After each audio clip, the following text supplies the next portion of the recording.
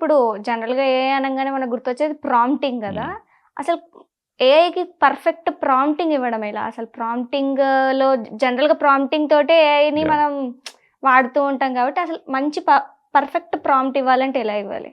Main ఏంటంటే ఒక మనిషికి ఇమాజినేషన్ క్యాపబిలిటీ ఎక్కువగా ఉంటే ప్రాంప్ట్ కరెక్ట్‌గా ఇవ్వచ్చు. పీపుల్ ఏం చేస్తున్నారంటే లాజికల్ నాలెడ్జ్‌తో వచ్చేటప్పుడు లాజికల్ అండర్‌స్టాండింగ్‌తో ప్రాపర్‌గా మీరు ప్రాంప్ట్ ఇవ్వలేరు. హ్మ్. ఇమాజినేషనో ఫర్ ఎగ్జాంపుల్ క్రియేటివ్ కంటెంట్ అనుకోండి. క్రియేటివ్ కంటెంట్‌లో నేను I visualise the scene first ఏది ప్రాంప్ట్ ఇవ్వడానికి ముందు. ఓకే. నాకొచ్చేటప్పటికి ఈ విధంగా బ్యాక్‌గ్రౌండ్‌లో ఒక మనిషి పాడేటప్పుడు అంటే నా ఎగ్జాంపుల్ సాంగ్ విషయంలో చెప్తున్నా. బ్యాక్‌గ్రౌండ్‌లో పాడేటప్పుడు ఒక రోదన వేదనాభరితమైన టోన్ కావాలి. ఆ టోన్ కావాలి అంటే గనక ఫస్ట్ నాలో ఉండాలి కదా! ఎలా పాడితే ఆ పదం ఎలా పాడితే ఉండాలని. సో, ఆ పదం దగ్గర నేను బ్రాకెట్స్‌లో నేను అది ఇస్తాను. ఓకే. ఓకే. నాకిలా కావాలి అని చెప్పేసి. అంటే వెన్ యూ ఇమాజిన్ ఎవ్రీథింగ్ దానికేం కావాలి? అవుట్‌పుట్ ఎలా కావాలి? ఏ ఏజ్ గ్రూపు ఉండాలి? ప్లస్సు స్టైల్ ఎలా ఉండాలి? అది సినిమాటిక్ స్టైల్ ఉండాలా? ఇంకో రకంగా ఉండాలా? అదే మిగతా ప్రాంప్టింగ్ అనుకోండి. ఇమేజ్ జనరేషన్, వీడియో జనరేషన్ అనుకోండి. సీన్‌ని విజువలైజ్ చేసుకొని అది బయట పార్క్‌లో ఉండాలా? లేకపోతే ఇంట్లో ఇండోర్‌లో ఉండాలా? లైటింగ్ కండిషన్ ఎలా ఉండాలి? హెడ్ లైట్ ఉండాలా? ఇదంతా ఒక బేసిక్ అండర్‌స్టాండింగ్. ఇప్పుడు ఫర్ ఎగ్జాంపుల్ ఆ హ్మ్. హెడ్ లైట్ ఉంటే ఎలా ఉంటుంది? ఇక్కడ ఈ ఏరియాలో ఉండేసి సైడ్ నుంచి నాకు ఎక్కడి వరకు లైటింగ్ పడతాయి? ఎక్కడి వైపు అవును. డార్క్ ఉంటే గనక it's a movie type of ఈ అండర్‌స్టాండింగ్ నాకుంటే గనక ఆటోమేటిక్‌గా I can give better prompt కదా! అవును. బెటర్ ఔట్‌పుట్ కదా! అవునవును. సో, అది. సో, ప్రాంప్ట్ ఇవ్వాలంటే బేసిక్‌గా కొంచెం చాలా డీటెయిల్డ్ ఇన్ఫర్మేషన్ మనకు తెలిసుండాలి. అది అదే ప్రాంప్ట్‌లో గూడా పెట్టాలి అంటారు. బ్యూటిఫుల్. మంచి మాట అన్నారు. ఎందుకంటే, ఎక్కడికెళ్ళినా కూడా ఇప్పుడు అందరూ ఏం చేస్తున్నారు, సహజంగా దేన్నైనా సర్ఫేస్ మీద చూస్తూ ఉంటాం. కానీ సర్ఫేస్ మీద చూడకుండా, ఒక వాటర్ బాటిల్ ఇక్కడుంది. వాటర్ బాటిల్‌ని చాలా కీన్‌గా దాని టెక్స్చర్ దగ్గర నుంచి, దాని డీటెయిల్ దగ్గర నుంచి ఎంత డీటెయిలింగ్‌లోకెళ్ళగలిగితే, ఆ detailing itself it helps to create better prompt. Okay. So, prompting ఏమి లేదు. డీటెయిలింగ్ అంతే. అంతకు మించి ఏమి లేదు.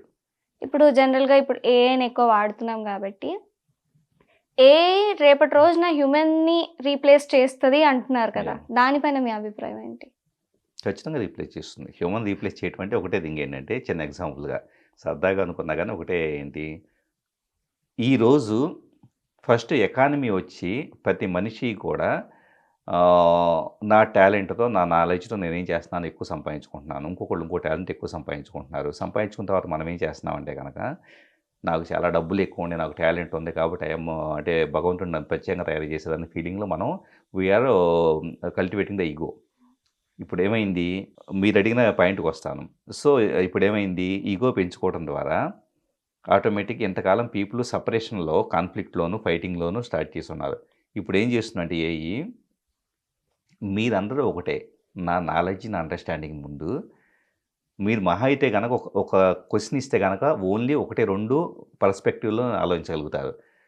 సో, నేను అంటే ఏఐ నేను ఒక 20 పర్స్పెక్టివ్స్‌లో at a time fraction of సెకండ్‌లో ఇవ్వగలుగుతా. So, you have human brain has its own limitation అని చెబుతుంది. ఓకే. చెప్పినప్పుడు ఏమవుతుంది, ఇక మనం పరిగెత్తడం ఆపేస్తాం.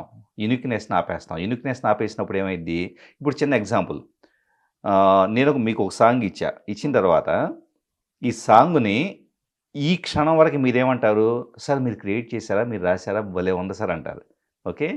రేపు ఇంకొక 10 డేస్ పోయిన తర్వాత ఏఐ బాగా అలవాటయిన తర్వాత ఒక 1 ఇయర్ తర్వాత సార్ ఏఐ టూల్‌తో క్రియేట్ చేశారంటారు. అవును. ఇప్పుడేమైద్ది? నేనేదో గొప్ప అనే ఫీలింగ్ అనేది పోతుంది గదా! పోతుంది. పోతుంది. ఇంక లేదు, నా యూనిక్‌నెస్ లేదు. సో, ఇక్కడ నుంచి మనిషికి కామన్ ఫైనాన్షియల్ సపోర్ట్ ఇవ్వాల్సిన పరిస్థితి ఏర్పడుతుంది. ఎక్కడ యూకేలో టైప్‌లో ప్రతి నెల మీకు ఒక $500 ఇస్తాం. సో, ప్రభుత్వం ఇవ్వటం. ఇచ్చేసి $500తో ప్రతి ఒక్కళ్ళు బతకండి అన్నప్పుడు ఎవ్వరికీ కూడా ప్రత్యేకత ఉండదు. ఎక్కువ డబ్బు సంపాదించుకోవటం ఉండదు. అందరూ కూడా లగ్జరీస్ ఉండవు. అందరూ ఒకటే లెవెల్‌లో సంపాదించుకుంటారు. ఇది ఒక ఫేజ్. హ్మ్. ఈ ఫేజ్ తర్వాత నెక్స్ట్ $500 $1000 పౌండ్సో వస్తుంది. అయిపోయింది. ఇప్పుడేమైంది? ఈ బతకటంలో నాకు ప్రత్యేకంగా చేయడానికి ఏమీ లేదు. రోబోట్ వచ్చేటప్పటికి నా మైండ్‌లో ఏ ఆలోచనొస్తుందో బ్రెయిన్ కంప్యూటర్ ఇంటర్ఫేస్ అంటాం. బీసీఐ బ్రెయిన్ కంప్యూటర్ ఇంటర్ఫేస్ ఏం చేస్తుందంటే నాన్ ఇన్వాజివ్ అంటారు. అంటే మనమే కట్ చేయాల్సిన పని లేకుండా స్కిన్ మీద గానీ, లేదా హెడ్ మీద గానీ మనం ఒక చిన్న చిప్ పెడితే ఓకే.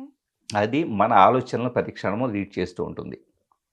సో, రీడ్ చేసి నేనిక్కడుండేసి టీవీలు ఇంకేం ఉండవు. టీవీలు, ఫోన్లు, కంప్యూటర్లు ఏముండవు. సింప్లీ చెప్పాలంటే ఒక ఐవేరు ధరిస్తా. ఆ! కళ్ళజోడు లాంటిది. నా ఫేస్ మీదే వచ్చేటప్పటికి నా స్క్రీన్‌లోనే వర్చువల్‌గా ఫేస్‌బుక్ ఓపెన్ అయిపోయిద్ది. లేకపోతే టీవీలో ఛానల్స్, ఓటీటీలన్నీ ఓపెన్ అయిపోతాయి.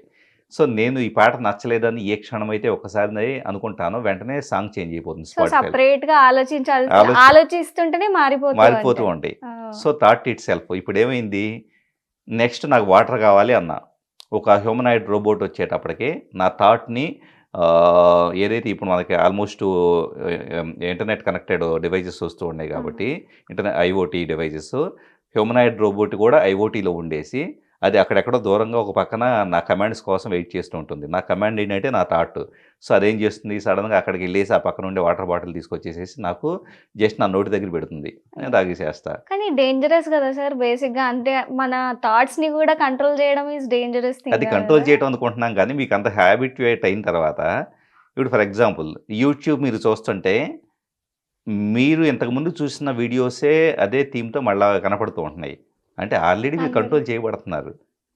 ఆల్రెడీ ఆల్గారిథమ్‌తో మీరు కంట్రోల్ చేయబడుతున్నారు. ఇప్పుడేమవుతుంది, డిపెండెన్సీ పెరిగిన తర్వాత, ఇప్పుడు ఒక 4 రోజులు ఫస్ట్ వచ్చినప్పుడు ఇదేంటి నేనెళ్ళి వాటర్ తాగలేను అనుకుంటారు. ఒక 4 రోజులు అలవాటు పడ్డారు. అలవాటు పడ్డాక ఏమి లేసి ఎళ్తామని అదే తీసుకొచ్చి పెట్టిద్దని చెప్పేసి ఆలోచిస్తారు. హే హ్యూమనాయిడ్ ఒకసారి నాకు వాటర్ తీసుకురా అని చెప్పేసి ఒక చిన్న థాట్ క్రియేట్ చేస్తారు. హ్మ్. తీసుకొస్తుంది. ఇప్పుడు అది నా థాట్స్‌ని స్టడీ చేస్తుందని చెప్పేసని ఇన్‌సెక్యూరిటీ ఉంటుందా? పోతే పోనీలే ముందు నాకు కంఫర్ట్ ఉందా అనే కంఫర్ట్ ఉంటుందా అంటే కంఫర్టే ఉంటుంది.